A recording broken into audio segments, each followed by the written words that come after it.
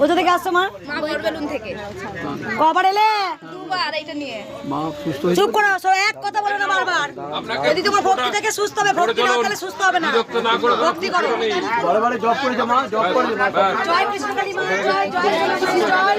মাত্র আগের সপ্তাহে ছিল না? হ্যাঁ আগের সপ্তাহে ছিল না, আগের সপ্তাহে নিয়ে এসেছিলাম। কোনদিন উঠতে পারতো না, কথা বলতে পারতো না, কথা বলছে। মা বলছে আর কান তোর খুব এখন কান্নাটা খুব কমে গেছে। মা আছে? হ্যাঁ বলতে বলো মা।